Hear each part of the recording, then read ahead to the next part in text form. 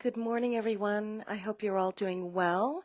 I haven't been on for a while because I was down with the flu last week and just starting to feel a little bit more human now.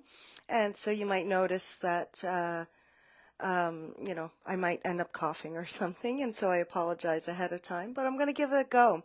Um, Today I wanted to talk about relationship burnout and when we marry our best friend, and how this can be both a good thing and sometimes not a good thing.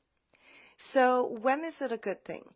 Well, when we marry our best friend, when we consider them our best friend and we marry them um, based on those feelings of safety and security and, knowing. So, typically, our best friends are the people who see us for who we really are. We can be more authentic with them. We can share um, deep feelings and thoughts and emotions with them and trust that they'll still be there for us when we need them. So marrying your best friend is often a really great foundation to a long-lasting relationship. But the problem lies in, and we know people like this. We have people this in our life. We know that this happens. So, um, the type of people who marry their best friend and that's their only person, right? So that their whole world becomes about that person. And then if there's, maybe an addition of children to the mix or whatever, there's energies that go elsewhere, but typically speaking, their best friend is their all and their everything. And that might be good for a while. It might be great for a while, but eventually there's going to be some resentments that build up because, it's often not reciprocated. So, you will have relationships where both people are pretty much all about just each other. And if that works for them, that's fantastic. But often what you'll find is someone who's over identifying with the other person, and then that person starts to under identify with their partner. So what I mean is, if I put all of my energies into you, and you are my end all be all, you're my source for everything, the other person might start to chafe at that and also, um, start to feel some resentment for the fact that they don't want to be your all. And maybe they are not equipped to be your all. And they have other people in their life that they have relationships with that, feed different parts of their soul. And so it can feel very constricting when someone makes you their entire world. So it's all about finding balance, right? So we want to marry our best friend, but we don't want them to be our only friend, right? Because now we keep sort of making our world smaller and smaller and smaller so that eventually our partner, our significant other, our spouse, whatever name that we're attaching to this other person that we've decided to share our life with, um, it gets so small that there's just no way that we can be all to another person. It's just not possible. So, we used to rely on a whole community of people to fill all of these different roles. And now we're asking for this one person to do all of these things. They have to be our lover. They have to be our best friend, our biggest supporter. They have to be, our co-parent often. Um, you know, they just, and maybe our spiritual guide. So like it's a lot. It's too much. It's really too much to expect of one person to be able to fill all of those roles. And so maybe they just get tired of constantly having to change hats, right? And then that can lead to resentment. They start to pull away. And then the person who's been pouring themselves into this other person feels rejected and neglected, right? So it can create this really unhealthy dynamic in a relationship. Whereas people who, grow their relationship on a foundation of friendship and trust, but then continue to grow their relationship through fun and, sensuality and eroticism and, all of that tending kind of stuff that, is important in romantic relationships. Well, the friend part becomes a little less defined in the way that we define, best friend. So, and it's important that we have other friends that we can share different thoughts with and different feelings with and get different kinds of feedback from, and that's what promotes growth. So if I only have the one person who my entire world is built around, or I built my entire life around my kids and my husband, and I have no other sources of input, then my world gets really, really small and kind of boring in a way, because if you think about people who you enjoy being around, they can talk usually about more than just one or two things, right? And there's nothing wrong with being, very family oriented and very engaged and involved in your family, but when that's all you do, there's not a lot for you to talk about outside of that. And so that's great when you're in friend circles who also have children, and you're sharing parenting tips and maybe, venting a little bit, and that's great, but it makes it a little bit more challenging to have other kinds of meaningful relationships feed different parts of your soul. So I guess what I'm trying to say is it's not wrong to be best friends with your significant other, but there has to be more, and it can't be the only best friend you have. It shouldn't be. Because we need more than just that one small world in order to really thrive. And so um, my suggestion for you is, if you find that your world has shrunk, and sometimes it shrinks out of necessity. I know when my children were younger, it was very much family-oriented activities that I was doing, and when they're really young, relying on you for so many things. They do sort of become your world, the center of your world. But then, it's really important so you don't lose yourself in that world and not be able to participate in other worlds. You make space and time for other relationships, other activities, and other passions, interests, because really, like, as much as we want children to know that we love them, they can feel safe and secure, or attachment. It's also important to model what it is to live a big and rich life. And a big and rich life includes other people and other relationships, and it includes community at large, right? How do they interact when we're out and about in the world and interacting with our friends and loved ones? These are all ways we teach them to be in relationship with other people. It's important. And it also takes some of the pressure off significant other, frees them to explore the things they're interested in and passionate in.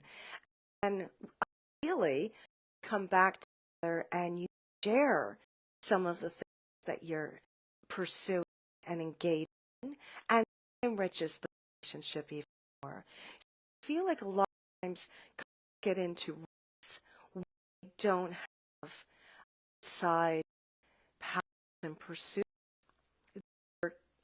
to go and explore and then come back and share, right? So I don't need to love golf or football in order for me to appreciate the excitement that my husband ask for those things. It's like he have to be into yoga and meditation in order to understand what it means to me and why I'm excited about new things, thinking about it. So, and that's just for instance. But and then we go and I talk to my friends. I can talk to my friends about other things, including my relationship, right? So it gives other outlets for sharing things that might be not work in a relationship. Some advice back on that, right? If you're living in a tiny little world of just you or just the two and the kid, then you're missing out on those of interaction that could be really beneficial to your relationship and your family goal. So I guess I really wanted to convey that if you find yourself living in a shrunken and you're feeling lonely, feeling exposed um, is not respect to you in the ways like because you're wanting a from them, and maybe take a step back because I'm sure in many ways that that they see that for or they knew that, right? So show you that for a reason it could be because they're dealing with their own stuff they need to not when people show you capable incapable of receiving or dealing within a relationship, trust them to sort of putting all eggs in the basket, hoping that is probably unless you see that toward change things, but some of things don't need change here. So if you're saying that your spouse, husband, complaining significant, communicating, talk about issues, relationship, not you're always like always terrible, or did you have great conversations of your now that you're not talking, but like one way just been quiet person and you them know that you wonder why they're quiet and reserved because soon a loving relationship that person will like open everything come and really like just not they are and so that from not really it's if a person starts being a community and is communicating that's a there's something going on and still that's first to it's also not fair to keep putting or at that to those clearly capable of time. Doesn't mean back, but likely going to get. So it doesn't just be communicator to strong overnight. It happens. It often something going on. Try to have section. Do someone get together who's a quiet person, then expect them to find other in your life who can parts that need and accept this person they are and the thing you did love with probably silent appeal in the beginning because that we're solid and so thankful, celebrate solid, safe, and go your being, emotion, and then set up burden of having something what they think that when people because it moves the relation that be fully with and approving solidness, safety, with expecting to do more, right? You have the thing that they're really selling. So I hope in some, uh, it's awfully challenging to figure out what a person is capable of, uh, work of, but important to sometimes able to take that back and it's worth coming. Um, Goals seek great, learn a skill, and learn each other in a very environment. But then one of be at the what's going on with you. So I mean, if you some quite reserve, you're in that care want to hear or feel. They just about me. I must say, or they care don't. So the stories